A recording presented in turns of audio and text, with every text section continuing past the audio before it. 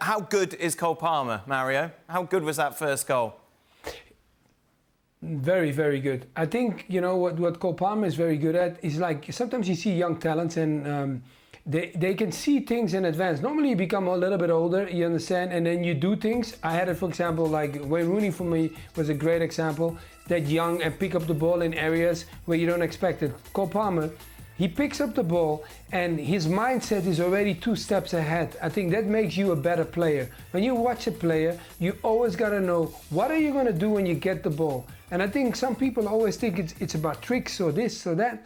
It's about playing simple and knowing exactly what you're going to do in your next step. And that's why I think he scored the goal.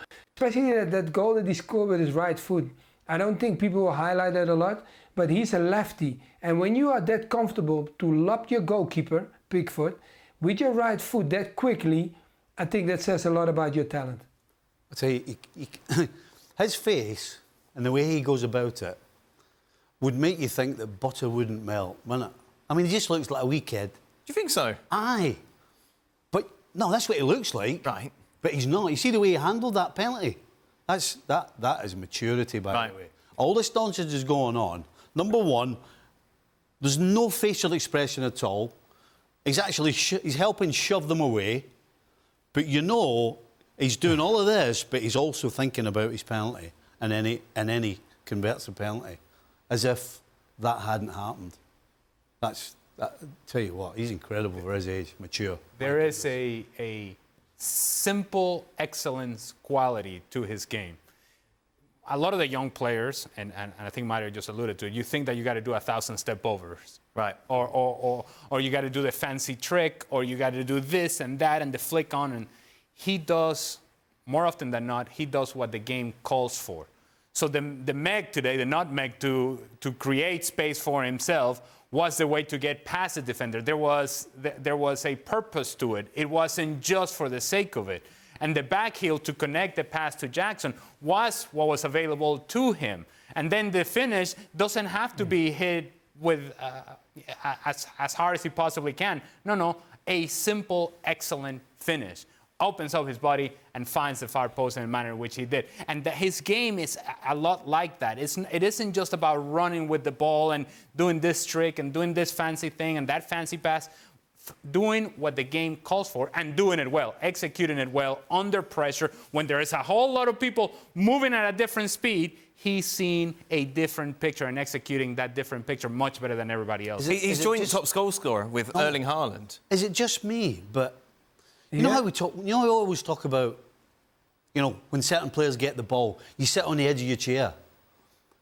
This guy makes you relax. He does the opposite to me. Yeah. Whenever he gets it, I relax because I know that he ain't losing it. Maybe he's going to score. He's maybe going to nutmeg somebody, but you know he's going to do something good, and you know it's going to work. And so he relaxes you. I do like your relaxed postures. This is me relaxed posture. Yes. You look very relaxed. But he does, you know. Some people make you do that. This guy makes you just go, he's got this in hand. You don't need to worry. And who would have thought, Mario, given everything that's happened this season, is that Chelsea could have the top goal scorer in the Premier League come the end of the season? Yeah, no, that's very, it's 20 goals, with Haaland 20 goals too. So for him to be up there, you understand, Haaland is not a name that we call about, you understand, that's easy, but we saw what he's been doing, for this is the second season. So for Cole to be up there, he's a forward, not a striker. Haaland is a striker. So for him to be up there, I always say that when your forward is capable of getting among those ones, Watkins, you saw it already, and he's been also, you understand, doing his job. So for him to be there, that says a lot from a kid that came from City, that wanted to get in the team. And if we look at the team now at City, Foden is probably identical to his position and the way they play. So if you ask yourself, is this a right choice that he left?